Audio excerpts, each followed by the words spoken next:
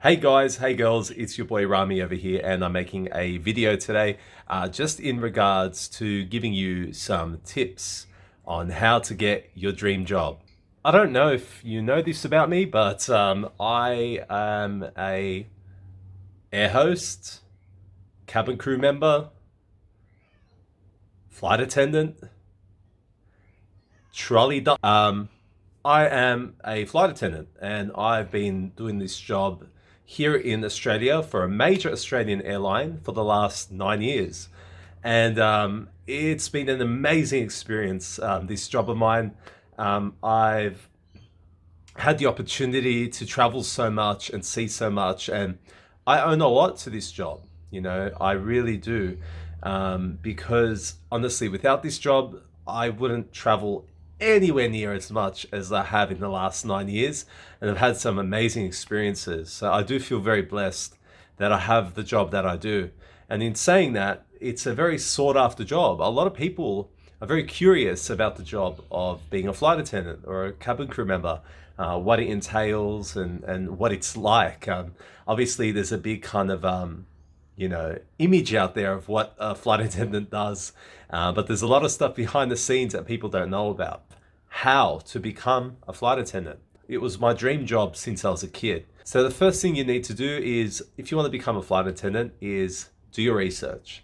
So that is why you are here, and that is why you're watching this video. Well, let me tell you, becoming a flight attendant isn't that hard. And you see a lot of people that don't do their research that start to fall into these traps, and where they waste a lot of time and money when they really don't have to. So the first thing is, do you need experience to become a flight attendant?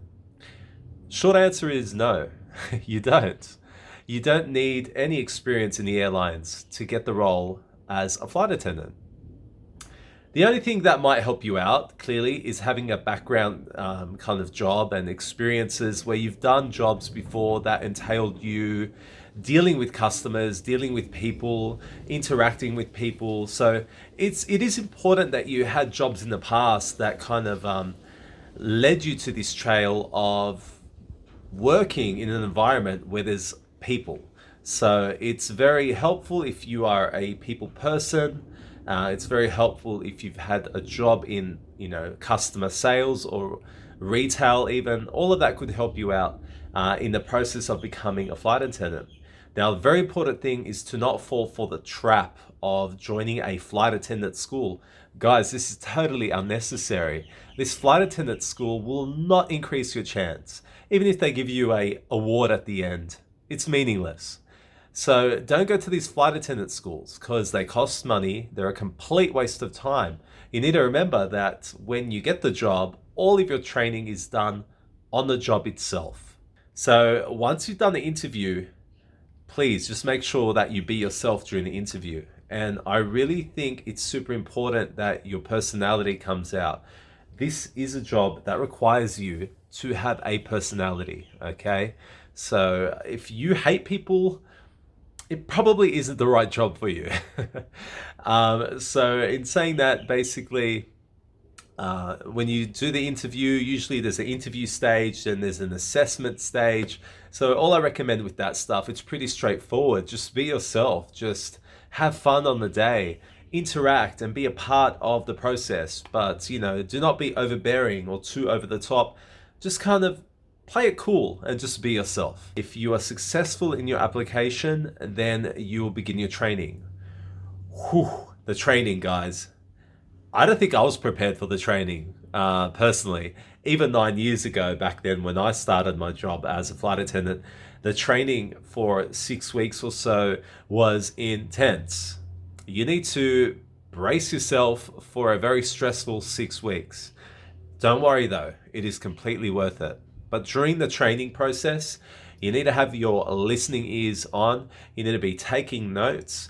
And every day you'll be given a kind of a task, kind of like homework to do. Make sure you do it during the training, because with the training, even if you just slip up for one day, then it could affect your whole training process. you need to be aware that during the whole training process, there could be a couple people that might fail through the training and not succeed in getting the role. So just because you have, achieved the role and you've gone through, and just because you started training, it still doesn't guarantee you the job. So training is a very important part where you are still being assessed in a way, and you need to really, take a part and make sure that you are doing everything that you need to do. Training is intense. There's homework that you'll be given every day. You'll be going through and doing emergency procedures. You'll be doing fire drills. You'll be doing safety demonstrations. You'll be doing a lot of examples of what can go wrong, what can happen, and how you deal with it. There's a lot of role play going on, and there's a lot of kind of written work. There's a lot of reading. You've really got to be switched on for training, and you've really got to push through for those 6 weeks and make sure you do not slip up, not even for a day. Okay, not even for a day. Put your heart, your mind, your soul into the training, and God willing, you'll succeed. In saying that, guys, with becoming a flight attendant, as I said, doesn't require any training. Preferably, you need to have experience in some sort of a job or role in the past where you've dealt with people before, whether it's customer service or retail, anything along those lines. Tourism, it could really help you out in the process. Avoid training schools. There are no flight attendant schools that will make you succeed in getting a job. Whether it's domestic or international, all of your training is done through the company that hires you. Okay, so you don't need a flight attendant school. It's a complete waste of time. During the interview process, make sure you are yourself. Make sure that you are well presented. Make sure that you take part of the day.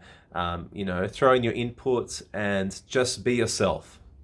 Once you've gone through the training process, once you've gone through the assessment and the interviews, training is the last step before you get the job of being a flight attendant. As I said, training is the most full-on part of it.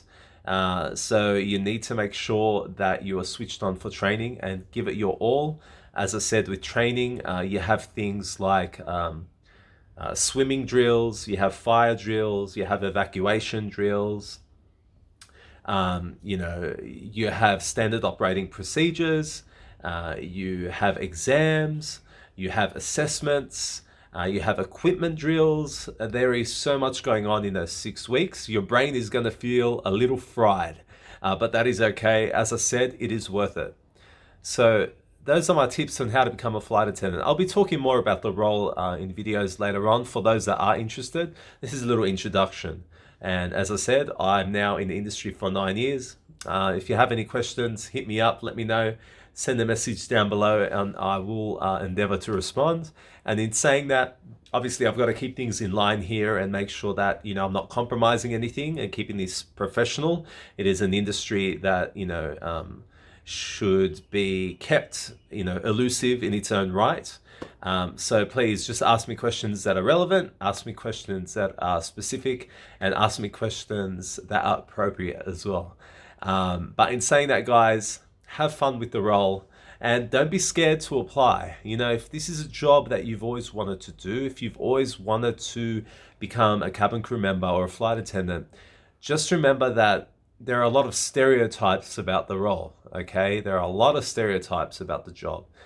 Forget those, okay? Let that all go and present yourself to that interview and apply, okay?